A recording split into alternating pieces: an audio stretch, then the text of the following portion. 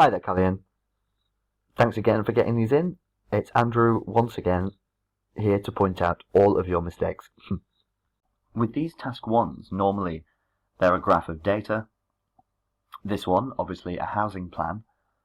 The key thing with these is to ensure that the examiner can read your description and not have to look at the image. Your description should be so clear and accurate that it works in place of the image. That's what we're aiming for. To be so precise and accurate and clear that the examiner does not even have to glance at the picture. And I think that's a little easier to see with a housing plan than it is with a graph of academic data. If we're just describing a plan, there's a very clear idea of conveying the image with words, which gives us a little bit of a better grounding for later on when we want to convey data with words, because then we have a slightly better idea of how to describe shapes in numbers, I suppose. So here I would say the blueprint, when we have a sketch of the layout of a house, it can be called a blueprint or a plan. So the plan or the blueprint represents a map of a house. I would say the blueprint is of a house consisting of 2 floors, or the blueprint shown is of a house consisting of 2 floors. Also, please write out small numbers. Don't use the numbers. It's a minor point, but it is important. When people are reading letters, reading words, and there's a number stuck in there, it changes the context of the sentence, and it can make you stop and think, and I suppose that feeling could be mistaken for confusion. It is clear, but it causes the brain to stop at the number and go, wait, why is this a number? So it's better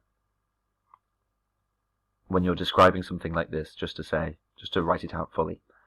Overall, it is observed that the lower area is significantly smaller than the main floor. Above, I would say that the main floor above, and then we're not using the word area twice, and we're adding a little bit of extra description to where the main floor is. It is above the lower level, obviously, but I think above here would be good. While the lower level, you don't need both, the lower level and the lower floor, or the bottom floor, would be the same thing. So while the bottom floor, or while the lower level, contains only 3 rooms and a terrace, the main floor, or the upper level, contains, so from the image we should be able to see the exact number of rooms. So we need to reference how many rooms there are, not roughly how many rooms there are. I like the fact that you've included patio. Beginning with the lower level plan, there is a bedroom, an activity room and a laundry room. The activity room, no plural, is the largest among the 3, great, while the laundry room, which also contains a bath and a toilet, is the smallest. What a good sentence. The bedroom has a rectangular shape with a view onto the terrace. A view onto the terrace, I would say. Regarding the main floor, it is evident that, including the spacious garage and patio, it has an enormous surface. The building has multiple... I would remove this comma. The building has multiple useful accessories, such as built-in closets. You could say inbuilt, but we would usually say built-in with a hyphen. Built-in closets and a fireplace. Furthermore, there is a well-equipped kitchen, a storage room, and a separate dining room. In contrast to the other bedrooms, bedroom 1 has its own bathroom. So your description here is great, but it's entirely description, and it contains no data to back up your statement. So this is still an academic task 1, and one of the key features is that we use data to back up the things we say. So if you're going to say that something is significantly smaller than the main floor area, you would have to give some information about the size. For instance, this information is available here. We have size notes all over the place, as well as, one sec, You can't see them, they're down here, but we have a lot of size information given.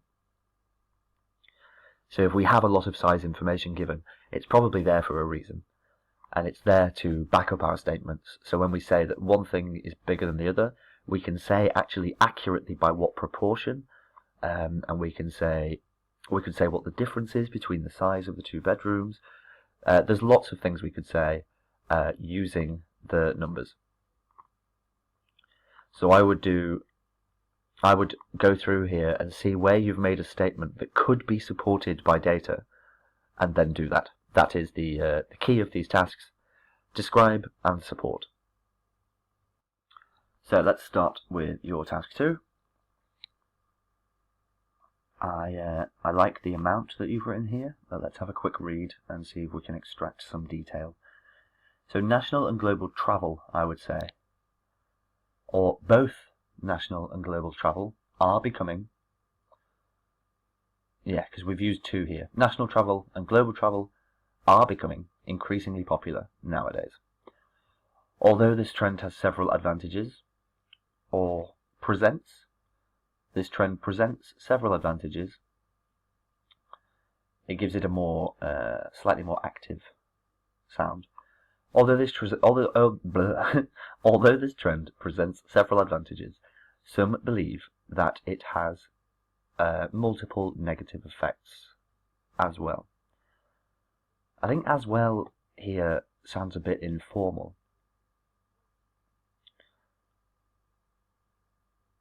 I would say, although this trend presents several advantages, some believe that it also has a multitude of negative effects, or that it also has multiple negative effects. Both are good, but I would use that here. Some believe that it also has multiple negative effects, and then we're good. And a good general sentence there. Primarily, travelling is considered to be necessary for business and tourism. Wonderful general sentence. The idea that travel is necessary for these people. Great. Regarding business travel purposes, for instance, modern companies all over the world, I would say modern international companies. That would smooth that out a bit. Modern international companies often need assistance or advice from experts such as engineers. Although many issues can be settled by utilizing emails or video conference calls, I would say you can say although many issues can be settled over email or video conferencing, some specific problems need to be tackled by meeting a professional face-to-face. It's about utility, isn't it? With respect to tourism, as a large number of countries such as Senegal and Madagascar, there's no need for this comma before such as. With respect to tourism, as a large number of countries such as Senegal and Madagascar are almost completely dependent on tourism in order to grow economically, so then the comma appears. So there's a comma here, and there's a comma here, but that one and that one are not necessary. It is paramount to encourage tourists to visit their nation. Thus, travelling, whether it is for business or tourism purposes,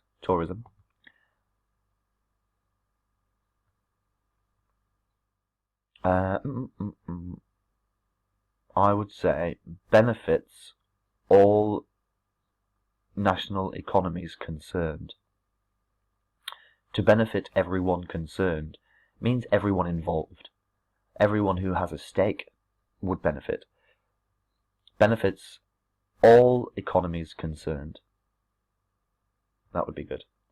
On the other hand, it is clear that travelling puts global health at risk. Global health, cool. So I would expect you to be talking about, pathogens, wonderful. This is exemplified by 2 factors. First, as pathogens such as viruses. Viruses doesn't have 2 S's. Insects and parasites can. This doesn't need a comma here. Pathogens, and neither's this one. Firstly, as pathogens such as viruses, insects, and parasites can easily spread when transported by airplanes, boats, and trucks, local diseases like Zika infection can become global epidemics. This is a C, epidemics. an additional, I would say an additional threat to health. An additional threat to health is pollution. As modern transportation consumes large amounts of fossil fuels, cool, it pollutes the atmosphere as well as rivers and oceans. As a consequence, instances, I-N-S-T, instances, I-N-S-T-A-N-C-E-S, instances, so all of this can be changed to instances. As a consequence, instances of chronic obstructive lung disease, we actually have a word for this. It's pulmonary, chronic obstructive pulmonary disease. So we say the lungs are the pulmonary system. So the instances of chronic obstructive pulmonary disease and cancer are, two things, are gradually increasing. Good. Because you've introduced the idea of health here, it is perfectly appropriate for you to give multiple health-related examples. This is a very well-structured paragraph. I'm very impressed. Well done. In conclusion, although travelling is beneficial in a variety of ways, it should be used carefully as it can spread or cause disease. I would say managed carefully, because using transport carefully would not affect the spread of pathogens.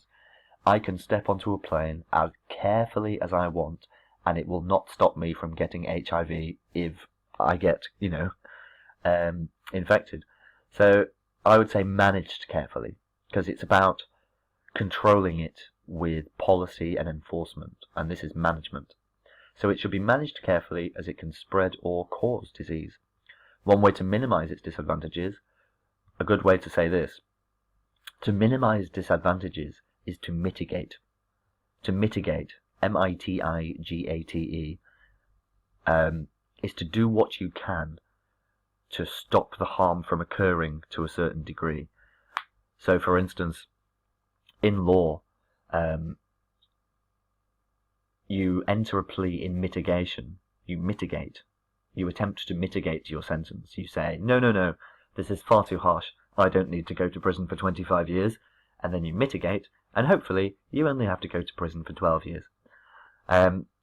So mitigation is the removal of negative consequences. One way to mitigate these problems, no comma, would be to introduce greener energy sources.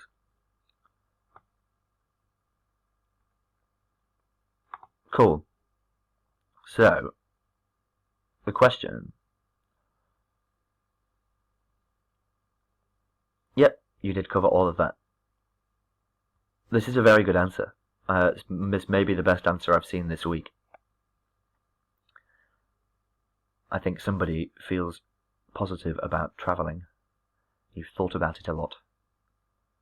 No, I'm impressed. So follow the corrections as usual. Correct your own work, send us your new stuff, and I will rip it apart.